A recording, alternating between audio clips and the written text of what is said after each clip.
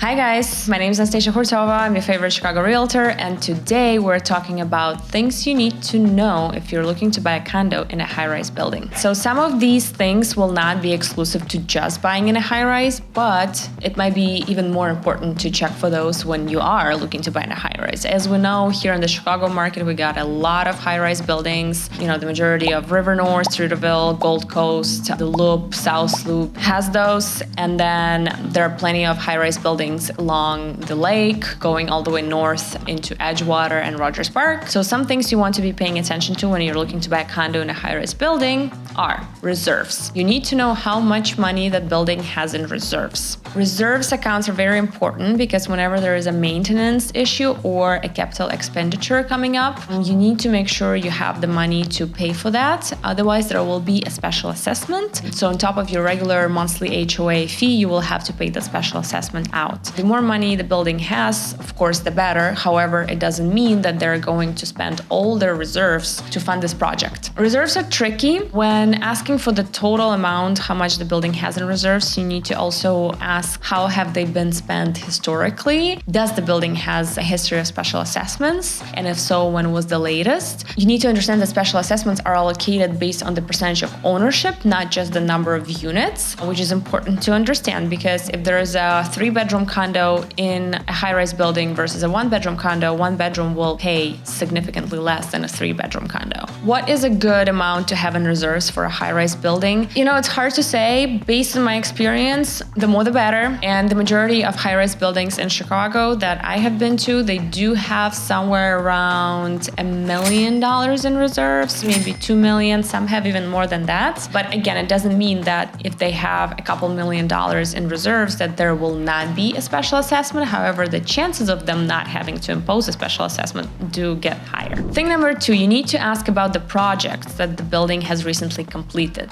Those are the maintenance projects such as replacing the roof, maybe doing some tuck pointing, maybe doing some work to the garage or balconies or windows, you know, whatever there might be that has to do with keeping integrity of the structure. And these projects can be different in size, in scope, and in cost, but you do want to know what are the things that the building has done. One specific thing that you should always be asking for when you're going to a high-rise, especially older high-rises that were built in the 50s, 60s, 70s, you want to ask them whether they have replaced their plumbing risers. After the tower in Florida collapsed, many buildings have started ordering engineering studies in order to identify what are some things that they might have neglected over the years or maybe not paid enough attention to. And the majority of buildings in Chicago are undergoing these plumbing risers replacement projects, which can be very, very expensive. Unfortunately, one of my clients, she lives in a high-rise building and she has 2 units in that building, and that building decided to replace plumbing risers. And in order to do that, not only she's going to have to pay about $25,000 for both units, but also they will have to, because the way the plumbing risers are located within the building, sometimes they're able to replace them by coming from just the hallways and opening up the wall in a hallway. But sometimes they would have to open a wall of your bathroom or your kitchen in order to reach to that portion of the plumbing riser that they need to replace. So again, it becomes a very costly repair, and not only in terms of the money you will have to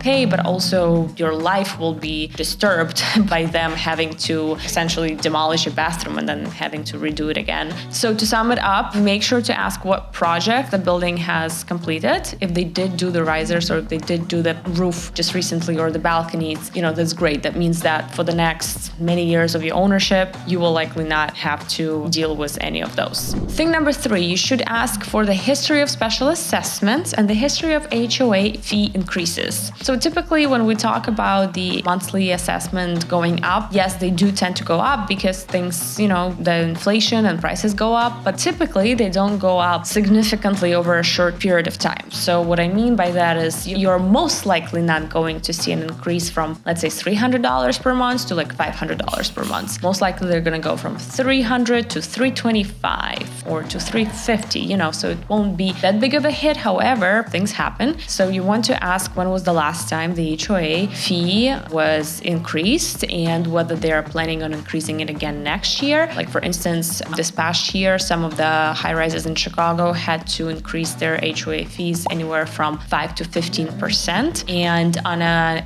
HOA fee of, let's say, $1,200, it is a significant increase. So make sure to ask about the history of special assessments in the building and the history of HOA fee increases. Last but not least, figure out your exit strategy. Whenever you're buying a condo in a high-rise, most likely you're not going to live there forever. You will either sell and, move on with your life, maybe go buy a single-family house, or you might want to decide to rent it out and keep it as an investment property. Both are great options, but depending on how soon you will do one or another, the market might perform in your favor or not, and the building, depending on their current rules, especially towards rentals, might support that idea of renting your unit out or not. Many high-rise buildings have rental caps, which means that no more than a certain number of units can be rented at the same time. Many buildings have waiting lists if you want to rent your unit out. Depending on the rules, I've seen waiting lists that are years long. So if the building is currently, the cap is 30%, currently there are 35% of units being rented, chances are it will be many years, 7, 10, 15, before you'll be able to rent. So think about your exit strategy and look at the past performance in terms of the